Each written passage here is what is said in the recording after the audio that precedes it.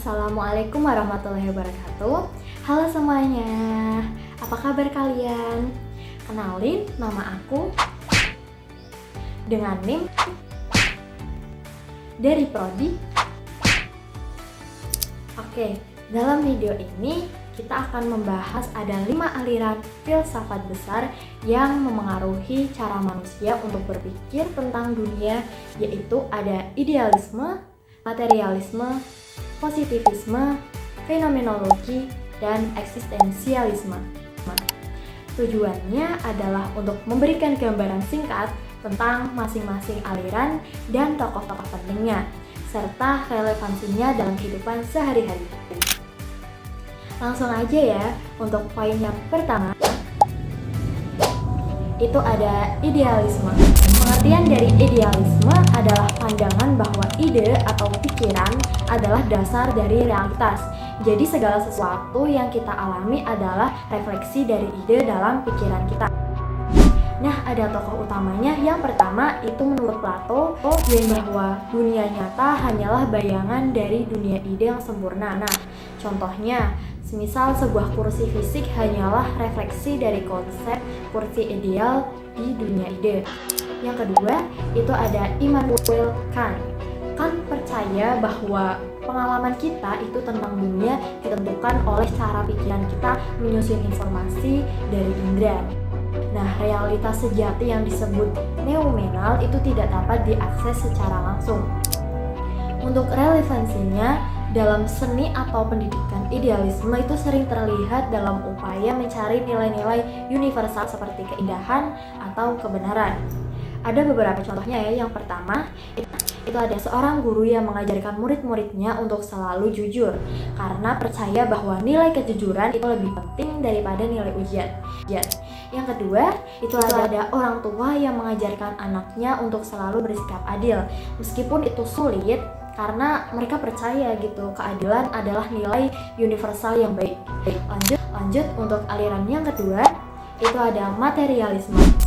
Pengertian dari materialisme bahwa materi adalah dasar dari semua realitas, termasuk pikiran manusia yang dianggap sebagai hasil proses fisik otak. Ada beberapa tokoh utamanya.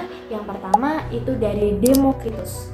Dia memperkenalkan atomisme, yaitu gagasan bahwa segala sesuatu itu terbuat dari partikel kecil yang tidak dapat dibagi atau biasa disebut dengan atom. Yang kedua itu ada Karl Marx. Marx itu mengembangkan materialisme historis yang menyatakan bahwa perubahan sosial dan sejarah itu didorong oleh faktor ekonomi seperti hubungan produksi. Nah, untuk relevansi dari aliran ini, bahwa materialisme itu menjadi dasar sains modern, misalnya dalam biologi dan fisika, serta pemikiran ekonomi dalam sistem kapitalis dan sosialis.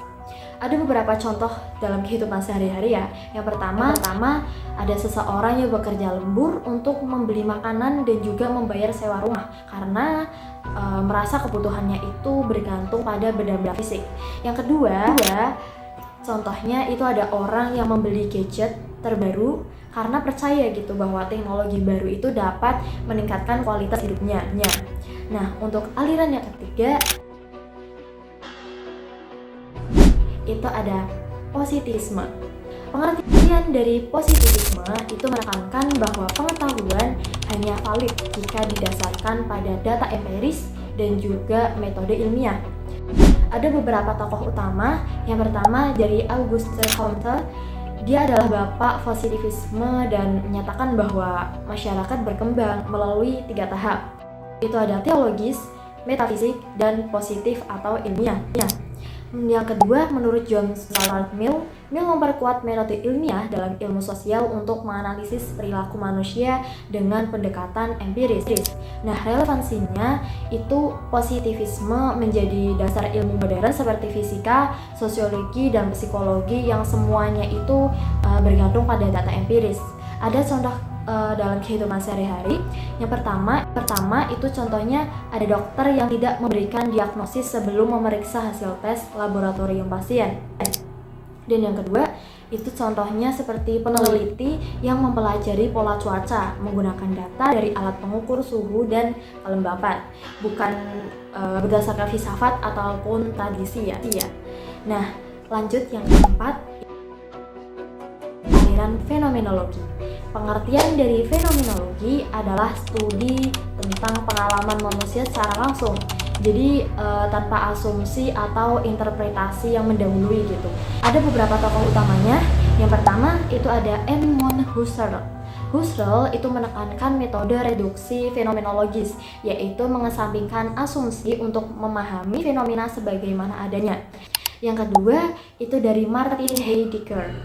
Heidegger itu memperluas fenomenologi menjadi fenomenologi eksistensial dengan fokus pada keberadaan manusia di dunia dan keterhubungannya dengan waktu. Ada relevansinya dari aliran ini bahwa fenomenologi itu penting dalam psikologi, seni, dan literatur, di mana pengalaman subjektif itu dihargai dan juga dipelajari. Contoh dalam kehidupan sehari-harinya, yang pertama itu ada seseorang yang duduk di taman menikmati suara burung, angin sejuk, dan sinar matahari tanpa memikirkan pekerjaan atau masalah lain. Dan yang kedua itu ada anak kecil yang dengan penuh perhatian melihat pelangi dan merasa takjub, dan dia hanya fokus pada keindahannya saja pada saat itu. Lanjut, yang kelima itu ada eksistensialisme. Eksistensialisme menekankan kebebasan individu untuk menciptakan makna hidupnya sendiri di dunia yang tidak memiliki makna bawaan. Tokoh utamanya yang pertama itu dari Søren Kierkegaard. Kierkegaard percaya bahwa manusia harus membuat pilihan pribadi dalam hidup. Bahkan di tengah ketidakpastian atau penderitaan, itu tetap harus membuat pilihan. Yang kedua itu Jean-Paul Sartre. Sartre itu menyatakan bahwa manusia terkutuk untuk bebas, yang berarti kita bertanggung jawab penuh atas pilihan dan makna hidup kita. Dan relevansi dari eksistensialisme itu sering muncul dalam film sastra dan seni modern seperti novel The Stranger karya Albert Camus. Ada contohnya nih ya dalam kehidupan sehari-hari. Yang pertama itu ada remaja yang memilih menjadi musisi karena merasa itulah panggilan hidupnya gitu. Jadi meskipun orang tuanya itu ingin dia menjadi dokter. Yang kedua itu ada seseorang yang memutuskan untuk berhenti dari pekerjaannya yang tidak ia sukai karena dia ingin mencari kebahagiaan gitu dengan membuka usahanya sendiri. Nah, itulah beberapa aliran filsafat besar yang memengaruhi cara manusia berpikir tentang dunia. Jadi, kesimpulannya dari kelima aliran ini menunjukkan bagaimana manusia itu memahami dunia dari berbagai perspektif melalui idealisme, materialisme, fakta dari empiris atau positivisme, pengalaman dan juga kebebasan individu ya. Nah, itu aja yang dapat aku sampaikan. Akhir kata bahwa filsafat itu membantu kita memahami dunia dan diri kita sendiri. Jadi, mari terus belajar dan berpikir kritis. Itu aja yang dapat aku sampaikan. Kurang lebihnya mohon maaf apabila ada kesalahan kata dan juga pengucapan.